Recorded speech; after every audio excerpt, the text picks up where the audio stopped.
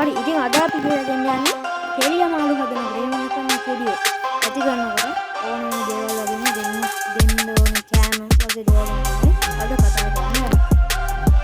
මෙයාලට දෙන කෑම ගැන කියනකොට තමයි ගද්දේට මස් මාළු හදන මාළු අනිත් මාළු කිසි අපායක් නැහැ. සූදු මාළු පැටව ගෙඩිල්ලු ඔය දේවල් කාලා තමයි මෙයාලා ජීවත් වෙන්නේ. ඒ වගේම අඩියකටත් එහා වර්ධනය වෙනවා. ඒ වගේම මෙයාලා ජීවත් වෙන පරිසරය වෙනකොට මොනවද ශාක වර්ග බාල කොට වගේ දේවල් වැලි වගේ දේවල් අනිවාර්යයෙන්ම ජීවත් වෙනවා. මොකද මෙයාලා ආන්ද වගේ නෙවෙයි. හැංගිලා ජීවත් වෙනවා විශේෂයක්. මෙයාලා ගල් ලස්සේ හැංගිලා ඉඳලා තමයි මෙයාලා කැම මාර්ගයක් හොයාගන්නේ. ඒ වගේම තාත්ති කාලේ ඉඳලා ඇත්තේ මාළුවේ.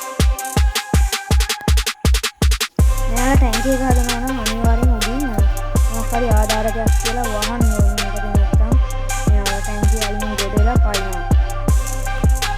මෙයා ගැන කිව්වොත් ඇත්තටම මෙයා මේ ගෙනාට හරි හොත් නම් ගිහිලා නැත්තම් මේ අපි දැක්ක ගමන් ගිහිල්ලා හැංගෙනවා. දැන් මේ ඇත්තටම මේ යන්නේ දැන් අතුරට යන්න වැඩි මේ ඉන්න ටිකක් පේන්නේ. මෙයාට මම රන් දෙන්නේ නැත්තේ සූදු මාළු පැටව ගැඩිල්ල ඒ වගේ කෑම තමයි දැන් රන් දෙන්නේ. කුණු සොප් දෙන්න මොකක්ද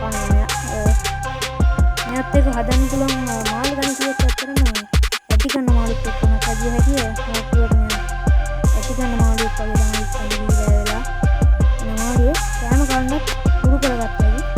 ඒ කාලයක් යනකොට මොකක් දුරට මෙයා දැක ගන්න පුළුවන් නම් ගඟේ ඔය වගේ තමයි. නැත්නම් අගල් වල ගුල් වල පස්සේ හැංගිලා තමයි වැඩිපුර ඉන්නේ. එලේ ඔය වගේ ඉන්නවා නම් ගඟේ වගේ. එහෙනම් අදට අපි ගිහින් එන්න